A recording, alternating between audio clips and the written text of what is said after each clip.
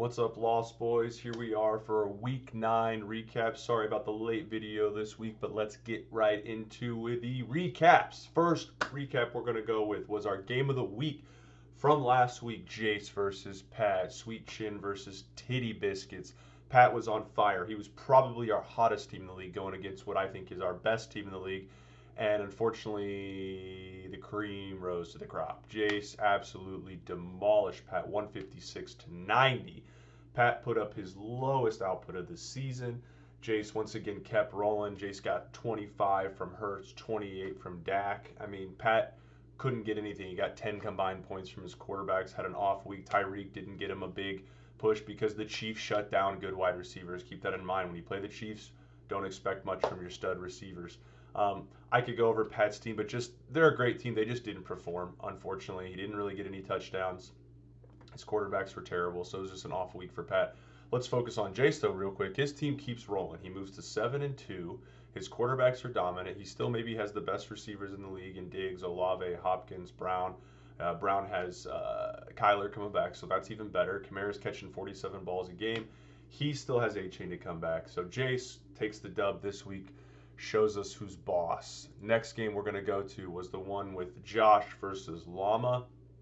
And Josh took a dump on this one. Ryan smoked him, beat him by almost 40 points. Ryan's two highest scoring players happen to be his tight end Cole Kmet and his flex Tank Dell. It was just one of those weeks for both teams, really. Ryan's got studs, didn't really do anything. Gabe Davis got him 0 points. His quarterbacks only got him 21 combined, and Ryan still put up 145 because of those flex spots, because of tight end scoring 20 points. Josh on the flip side, I mean, this was his bye Mageddon. He had 9 guys on bye, 10 if you include Justin Jefferson. So he tried to patch together a team. It just didn't have a chance. I mean, Zach Wilson, 7 points. He tallied only 2 touchdowns the entire week from his entire team. So that's pretty bad, and that's including quarterbacks. So Josh loses, Ryan wins. Ryan gets the much needed win. He goes to 5-4. Next, we're going to go Tim versus Learning Computer, and Tim gets the good beat this week. Only scores 119 points, but still wins the week because Matt puts up 112. This game should have been much farther apart. Tim looked like he was clearly going to win this one easily, but his guys just stopped performing. Zach Moss, I mean, Kelsey got 2. Kelsey got 2, didn't do anything. Godwin got him 2. Zach Moss got him 2. I mean, it just was a down week for Tim. Fortunately for Tim, it was even a downer week for Romanowski. Didn't have anyone go over 20 points. His quarterbacks did meh.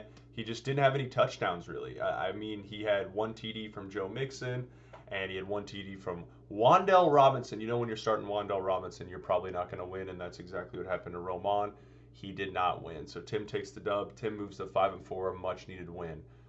Next game we're going to go with was Justin versus our, in my opinion, second best team in the league, Cass. And once again, the cream rose to the crop in this one. Cass 175 to Justin's 122, an absolute ass whipping. Cass put it on Justin. We're going to start with Cass in this one. I mean, what can I say? 175 points, 175 points. CeeDee Lamb, another monster week. He's had almost 60 points the last 2 weeks combined. So CeeDee Lamb's getting rolling. Dallas's offense is kind of getting rolling. All of his other guys, teens. Derrick Henry's doing good. I mean, his kicker got him 19 points this week. His Vegas defense got him 19 points. This is all with Herbert taking a dump on Monday Night Football, getting him 7. He still won by 50. Cass's team is ridiculous song. Deontay Johnson looks to be the main target in Pittsburgh since he's come back from injury. That's a huge boost for Cass. The main thing for Cass is maybe can put him over the top is if he can start to get stuff from his number 2 quarterback. That was his issue leaving the draft, and it's still his issue. Jordan Love can't be a guy he can start with confidence going forward, but I think he has Stafford as well. When he comes back from injury, that could help him. Justin, on the flip side, his team's just, I mean, he got almost 50 points from his quarterbacks, which is what he drafted him for, but the Chiefs aren't using Pacheco enough. He only got him 6. I mean, it's just his flex spots are what they are every single year with Justin. He is always top heavy, and this year's no different. His 2 flex are terrible. It's going to be tough for him to make up those points every single week. His running backs are pretty good. I mean, he has Pacheco, he has Mostert, but it seems like unless Mostert has one of those games where he scores 25 to 30 points, Justin is pressed for points right now. So Justin goes down this week. He falls to 3-6. And last but not least, we're going to talk about our Turd Bowl. Cal versus Denny, our two last place teams, our two least scoring teams. And what a Turd Bowl it was. It lived up to the hype, 129 to 117. Cal gets his third win of the year, takes out Denny. Didn't really have a lot of great performance here, but Cal wins by 12 on top of Rashard White's 25 points, Amari Cooper's 22 points. Those two guys haven't been performing for the most part this year. They have huge weeks for Cal. They give him the victory because the rest of his team were terrible. I mean, Pickens 0.9, Singletary 3, his kicker 2. And once again, I hate to say it, boys, Mahomes only 15 points. I mean, we've talked about this a lot. The Chiefs offense needs to get it rolling if Cal wants to have any chance of making a run to the playoffs. Denny on the flip side falls to 3-6. His team goes as the Jets team goes, and unfortunately that Jets team is dead in the water. Garrett Wilson, 9 points, not bad, but 0 points from Michael Thomas, 2 points from Kenneth Walker. Now Kenneth Walker looks like he may be a little bit banged up. Elijah Moore was in his flex, 2 points.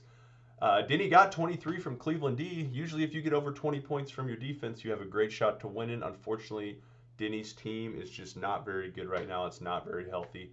And he needed more from Jamar Chase. He went into that game, that game with the Bengals and Buffalo, and it just was not a very good game for Chase. So, and he got hurt too. So keep an eye on his back. So that's a quick week 9 recap. We're going to jump ahead to week 10 because the league is just tight as a titty hole right now. First off, first place team, clear cut. Jace is the best team in the league. He has the most points in the league. He has the best record in the league. He has almost the least points against in the league. I mean, he not only is he winning, but he is demolishing people. And he's getting Achane back, which could boost him even more. Jace is clearly the best team. He's pretty much guaranteed a playoff spot now because his points are so much higher, and he's 7-2. Next, I think as much as Jace is the clear-cut number 1, I think Cass is the clear-cut number 2. I think there's a gap between him and the rest. Cass's team looks really, really good. They're really, really deep. He's made some really good pickups. The Gus Edwards pickup is good. He might be getting some competition from Batman himself, Michael Keaton, but we'll see how that goes going forward. Either way, Cass's team looks so good. If CeeDee Lamb can keep on the roll, he's going to be hard to beat. Then after that, you have a cluster. You have a clump of teams that are all vying for those last 2 playoff spots. Tim, Ryan, Josh, and Pat. Those guys are all 5-4. They're all tied. Points are going to be king at the end of the season. And they're all within 100 points of each other. So anything can happen week by week. Right now, we currently have Tim in 3rd, Ryan in 4th. So we'll see what happens. This is going to be a really close thing coming down to the playoffs. All these teams are going to be fighting, but we're going to call this the playoff clump. All these guys have really, really good teams. Ryan obviously has his 3 stud running backs, Eckler, Jonathan Taylor, Saquon. Tim in general has a really, really good team, including maybe the best fantasy weapon in Travis Kelce. Josh finally gets his guys back from Mageddon and hopefully gets back Justin Jefferson here maybe next week off of IR. And Pat's team is just looking really good. Other than the ass beaten from Jace this week, I mean Pat's team's just a solid team all around. He needs ETN to continue to dominate, and that's kind of why Pat lost, is because he didn't have his Jags playing last week. So he gets them back. They're done with bye. Pat's team's scary going forward. After Pat, we got our other clump, the 3-6ers. 4 teams, 3-6. Romanowski, Justin, Denny, and Cal. Now these guys aren't even close to being mathematically eliminated, guys. We still have, I think we still have 7 more games left. 9, 16, yeah, like 7 more games left in the season before the playoffs start. And these guys are only 2 games out right now. For Cal and Denny, it's a little bit tighter because their points are so low. But any of these teams can make a run. We'll see if Mahomes gets rolling for Cal. We'll see if Denny, if his wide receivers, Garrett Wilson and Chase. Ryan's team, or Matt's team's always prepared. We'll see if he can get it rocking. And Justin, he needs his 2 quarterbacks to carry him. Next, jump ahead to our Week 10 matchups. First, we're going to go with Josh versus Justin.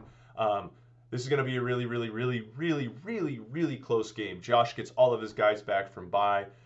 It's going to be interesting because Kyler Murray is back from IR, and he's supposed to start this week. And Josh, since he lost Cousins a couple weeks ago, he's forced to start Kyler Murray. We'll see. Justin on the flip side, he's got his Chiefs on bye. So Pacheco's on bye and also Mostert's on bye. Because of Pacheco and Mostert being on bye, I'm going to give the slight edge to Josh. Justin's quarterbacks have insanely good matchups, and I see them. Allen's loss came off a loss last week. He's going to come out with a vengeance. I think Justin's quarterbacks put up 60, but I don't think it's enough. I think Josh slightly edges him in this week. Next game, we're going to go Llama versus Tim, a monster game. This is our third place versus fourth place game. These two guys have been battling. Ryan had a great pickup this week, I think, in San Francisco D against Jacksonville. Tim, on the other hand, he's playing Baltimore D versus this. Why am I talking about the defenses? Because defenses sometimes are the difference. And I think these two guys, both of their defense, because their teams are pretty even across the board. The problem is for Tim, I've just mentioned his greatest weapon. It's bye week for the Chiefs, which means no Kelsey. So because of no Kelsey, I'm going to go with a nod to Ryan. He has Barkley. He has Taylor. He has Eckler. He has Laporta back. I think Ryan takes the win, beats Tim this week. Our next matchup is going to be our first place team versus our ninth place team in Denny. 9th or 10th? Wow, what are they? Cal? Denny? What are you guys at? Yeah, 10th place team. Yikes. First versus last. This one could get ugly, boys. This one could get ugly. Denny's team, I mean, the projections aren't far off. Denny's team's projected to put up 130. We don't know if Kenneth Walker's going to play. He's starting George Kittle in one of his flex box. He's also starting Jackson Smith in Jigba. Denny's going to get on this week. I'm sorry, I want to make it all fancy and not be brutal, but it's the fact. Jason's team's on a roll. Even on a week where the Eagles are on bye and Hurts is on bye, he has Josh Dobbs. He had Josh Dobbs on his bench. He's starting Josh Dobbs. It looks like Dobbs is going to be a solid fantasy option going into the season. So Jace isn't losing much there. He still has all of his wide receivers, Diggs, Olave, Hopkins, Ridley, Marquise Brown. I think Jace wins this one big, and it's not close. And fourth game of the week, Cal, coming off a win, plays Roman. 3-6 versus 3-6. We'll see how this one goes. I'm going to give the edge to Roman, unfortunately, because the Chiefs are on bye, because Cal's being forced to start Bryce Young. I think Matt's quarterbacks, Sam Howell, Gardner Minshew, they're going to be a little bit better than Cal's quarterbacks. Other than that, I think both of these teams are pretty evenly matched. We'll see if Bijan can finally get it rolling from out. It's been a huge bust this season because Arthur Smith is the worst human being. But we'll see. I think Mark Andrews could have a big game for Cal. If Mark Andrews does, Cal could sneakily pull that one out. But I'm going to go with that. And then last but not least, huge game as well. We have two huge games this week. Cass versus Pat. Cass second place. I just got done praising how good his team is versus Pat. Cass has most of his guys. CeeDee Lamb's there. Gus Edwards is there. Unfortunately, Gus Edwards is going against Cleveland D. He might not be able to do that well against him. Madison's going up against New Orleans D. He may not be able to do much against him. We'll see about that. I still think Cass's team's going to do really well, but I'm going to go with Pat this week. He gets his Jags back. Lawrence is back, and who's been almost the best fantasy player of the year in Travis Etienne.